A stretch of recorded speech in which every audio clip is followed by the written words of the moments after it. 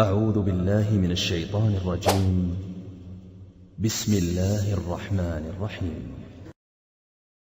Mes chers frères et sœurs, la chose la plus importante qu'Allah Azza wa Jal ait ordonnée est le tawhid, l'unicité d'Allah.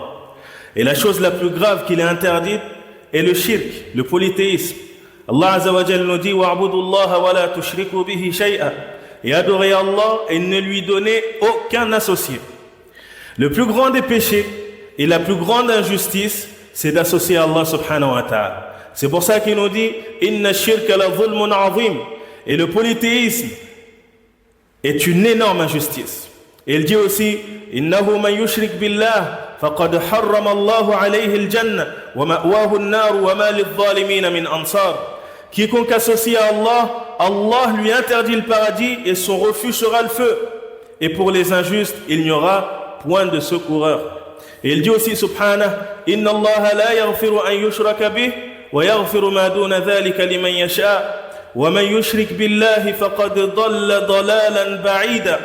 Allah ne pardonne pas qu'on lui donne des associés, et en dehors de cela, en dessous de cela, en dessous de l'association, il pardonne à qui il veut. Et quiconque donne des associés à Allah s'égare d'un égarement lointain.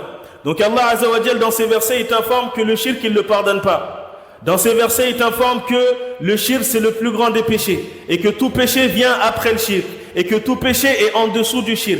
Pour la personne qui va mourir sur le shirk, Allah ne peut pas lui pardonner. Allah ne lui pardonnera point et son refuge sera l'enfer pour l'éternité.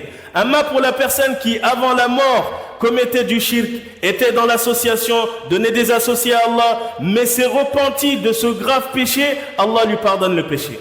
Amma, s'il meurt dessus, Allah ne lui pardonnera point et son refuge sera l'enfer et point de secoureur pour les injustes, c'est-à-dire pour les polythéistes. Allah Azza wa Jalla a mis en garde chaque prophète contre le shirk. Il nous dit subhanahu wa laqad uhiya ilayka wa ila alladhina min qablik la in ashrakta la yahbatanna 'amaluk wa la takunanna min al-khasirin bal illaha fa'bud wa kum min ash-shakirin.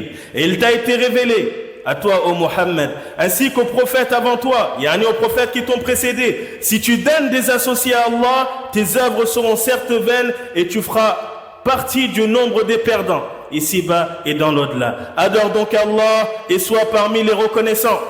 Et le croyant se doit d'avoir peur de tomber dans le shirk, qu'il soit mineur ou majeur. Le prophète sallallahu alayhi wa sallam nous dit ce que je crains le plus pour vous, la chose dont j'ai le plus peur pour vous, c'est le shirk mineur, al-riya, l'ostentation. Allah Azza wa Jal dira le jour du jugement, lorsqu'il récompensera les gens pour leurs œuvres, allez vers ceux pour qui vous œuvrez par ostentation dans ce bas monde et voyez s'ils ont une récompense à vous donner. Donc le prophète sallallahu alayhi wa sallam, il avait peur pour nous de ce shirk-là, de ce shirk mineur. Et les prophètes avaient peur pour leur propre personne de tomber dans le shirk. Ibrahim alayhi salam, il invoque Allah subhanahu wa ta'ala en lui disant وَجُنُبَنِي وَبَنِيَ أَن نَعْبُدَ الْأَصْنَامِ, et écarte-moi ainsi que ma descendance d'adorer les idoles, d'adorer les statues. Bien qu'Ibrahim, c'est lui qui a cassé de par sa main les statues qu'adorait son peuple, mais avec ça il avait peur pour sa propre personne. Donc le croyant il se doit d'avoir peur, qu'il ne pense pas que c'est quelque chose qui a acquis le tawhid, qu'il ne pense pas que son tawhid il est acquis, mais il se doit d'avoir peur de tomber dans le shirk. Et voici quelques formes de shirk répandues parmi les musulmans. Premier point, le fait d'invoquer ou chercher secours auprès d'autres qu'Allah subhanahu wa ta'ala. Certains invoquent des tombes ou des saints, des pieux, surtout dans les moments de difficulté. Et ceci est du shirk majeur. C'est de l'association qui fait sortir son auteur de l'islam. Allah Azza wa Jal dit wa anna al-masajida lillah fala tad'u ma'a Allahi ahada. Et les mosquées sont pour Allah et les mosquées sont consacrées à Allah. N'invoquez donc personne avec Allah. Et ici l'invocation qui est voulue, c'est les deux formes d'invocation. Du'a'ul mas'ala wa du'a'ul ibad. Car l'invocation se divise en deux. Tu as l'invocation qui est lorsque tu demandes à Allah Azza wa Jal quelque chose. Tu demandes. L'invocation de la demande. Lorsque tu invoques Allah, tu lui demandes ce que tu as envie de lui demander. Ça, c'est la première sorte d'invocation. La deuxième sorte d'invocation, Dua ul Ibad.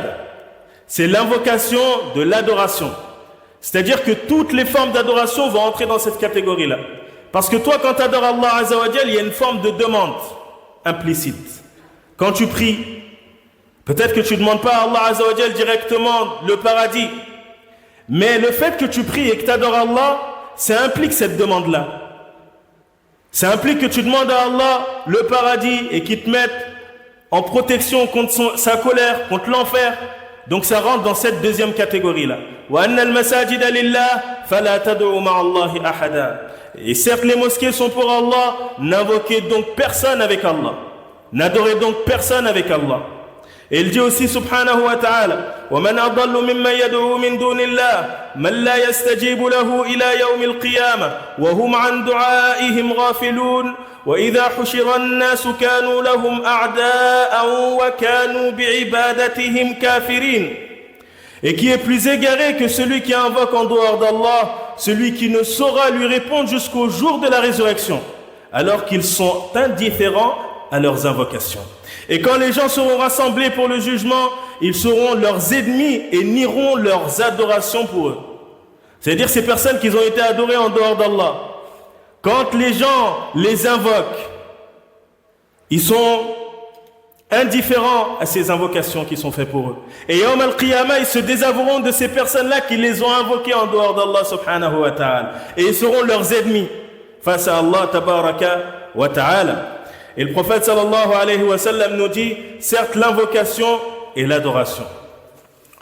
Et aussi la demande de secours au prophète sallallahu alayhi wa sallam ou à d'autres parmi les créatures. Comme le fait de dire, Ya Rasulallah, ô messager d'Allah, aide-moi.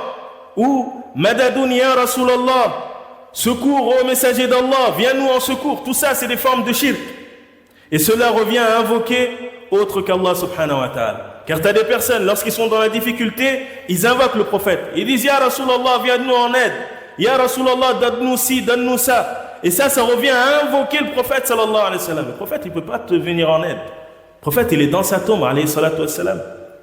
Là, l'invoquer, ça revient à lui attribuer des attributs d'Allah. Donc tu l'as pris comme divinité en dehors d'Allah subhanahu wa ta'ala. Tu es tombé dans le shirk. Et aussi le fait de dire ce qu'Allah a voulu est un tel. Et cela revient à associer la volonté d'une créature à celle d'Allah subhanahu wa ta'ala. Le prophète sallallahu alayhi wa sallam nous dit, ne dites pas ce qu'Allah a voulu et un tel a voulu. Mais dites ce qu'Allah a voulu, puis ce qu'un tel a voulu. Si vous devez dire ça. Mais sinon, tu t'en tiens à dire ce qu'Allah a voulu. Et aussi le fait d'exagérer dans la vénération des tombes des pieux. Et cela inclut le fait de construire dessus ou d'en faire des lieux de prière. Et tout ceci sont des moyens qui conduisent au shirk majeur. Et le fait de rechercher la bénédiction, at-tabarruk, auprès de la tombe du prophète sallallahu alayhi wa sallam, ou de s'y frotter, ainsi qu'auprès des tombes des membres de sa famille, alayhi salatu wa salam, et des compagnons, radiyallahu anhum, ainsi que des pieux. Tout ça est du shirk. On ne recherche pas la bénédiction auprès de la tombe du prophète sallallahu alayhi wa sallam. Tu as des personnes quand ils vont là-bas, quand ils sont près de la tombe du prophète sallallahu alayhi wa sallam, ils commencent à se frotter à la tombe ou bien aux barrières qui sont là-bas, en pensant que cela va leur donner de la baraka. Et ça c'est du shirk. Ça c'est du shirk. Pareil pour la tombe des compagnons ou des gens de la famille du prophète alayhi salatu wa salam. Et pareil dans le fait de rechercher la bénédiction auprès des pieux. D'accord, de la tombe des gens pieux. De même, rechercher la bénédiction auprès des arbres, des pierres et autres choses similaires. Tu as des personnes, quand ils vont aller, par exemple, en Umrah, et qui vont voir la pierre noire, ils vont se frotter à la pierre noire, en pensant que cette pierre noire-là va leur donner de la baraka. Et ça, c'est du shirk. Tout ce qui était légiféré auprès de la pierre noire, c'est de la toucher, de l'embrasser. Si tu es loin que tu ne peux pas la toucher, que tu lèves ta main vers celle-ci. Mais tu fais ça, ta'abbudan. Tu adores Allah par cela, car le prophète a fait la même chose. Mais ce n'est pas en recherchant, tu ne fais pas ça pour rechercher la bénédiction. Omar radiallahu anhu, une fois il est parti, il a vu la pierre noire, il l'a embrassée. Il a dit, je sais que tu ne peux apporter ni bien, ni tu peux causer un tort. Mais si j'avais pas vu le prophète sallallahu alayhi wa sallam faire ça, je l'aurais pas fait. T'es qu'une simple pierre. T'apportes ni bien, ni tu peux causer un tort. Donc nous, lorsqu'on va toucher la pierre noire ou embrasser la pierre noire, on sait qu'on fait ça car le prophète a fait cela et il nous a ordonné de le faire. Mais on ne fait pas ça pour rechercher la bénédiction de cette pierre noire.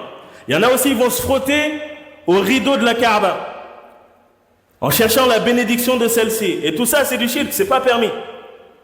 La seule chose qui était ordonnée, qui était légiférée de toucher, c'est la pierre noire. Et ce qu'on appelle al-rukn al-yamani, tout simplement. C'est le dernier côté qui vient juste avant la pierre noire. Tu le touches. Mais en le touchant, tu n'as pas cette croyance-là de rechercher la bénédiction de cela. Là. Pareil pour des pierres, des arbres. Au temps du prophète, sallallahu alayhi wa sallam, les polythéistes, ils avaient un arbre, un jujubier, sur lequel ils accrochaient leurs armes, en recherchant la bénédiction de cet arbre-là. Et ça, c'est du shirk. D'accord?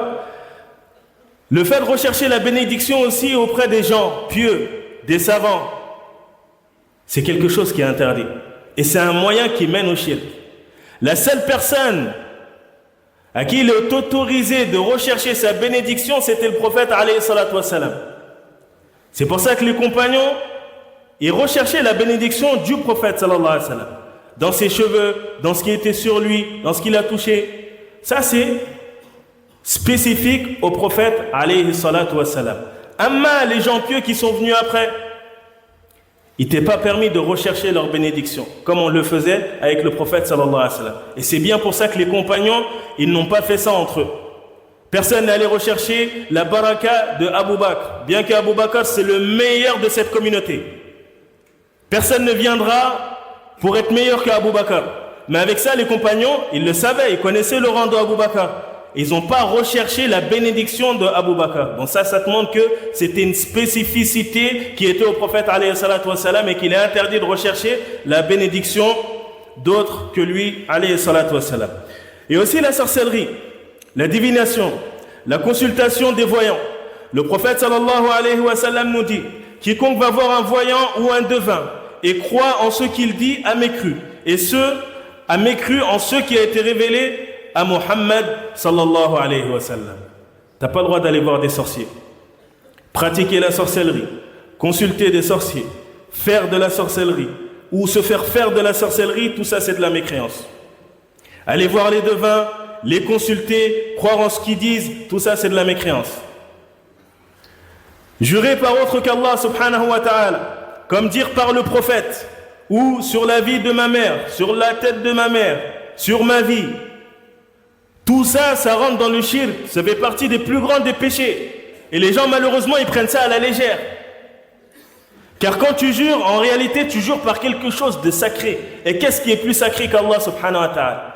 Et le prophète sallallahu alayhi wa sallam, il nous a informé que le fait de jurer par autre qu'Allah, c'est de l'association. Donc là, le fait de jurer par autre qu'Allah, tu as mis une autre personne à la place d'Allah, tu as commis du shirk. Tu es tombé dans le plus grand des péchés. Et on a dit que le shirk, c'est le plus grand des péchés. Il n'y a pas un péché qui est plus grand que le shirk. Donc les gens se doivent de délaisser cela. Tu es habitué à jurer par autre qu'Allah, arrête de jurer par autre qu'Allah. Si tu dois jurer, jure par Allah. Et arrêtez de prendre le fait de jurer quelque chose à la légère. Il y a des personnes, pour tout et pour rien, ils jurent. Même pour Allah, sur Allah, il va jurer pour Allah pour tout. Wallah, je vais aller acheter une baguette. Wallah, je vais sortir. Wallah, je vais faire ci. Par le Coran, je vais faire ci. Par la Mecque, je vais faire... Pourquoi? Wahfadhu aymanakum. C'est pas un jeu. Tu jures que pour des choses importantes. Amma de jurer pour des futilités, de jurer pour des choses qui sont même haram des fois. Tu as des personnes, ils sont vulgaires dans leur manière de parler. Et c'est plein de wallahi. Sur le Coran de la Mecque, sur ci, sur ça. Ça, c'est pas permis. Et aussi le fait de s'en remettre aux causes matérielles. Ça aussi, ça rentre dans le shirk. Allah Azza wa Jal, il nous a légiféré de faire les causes.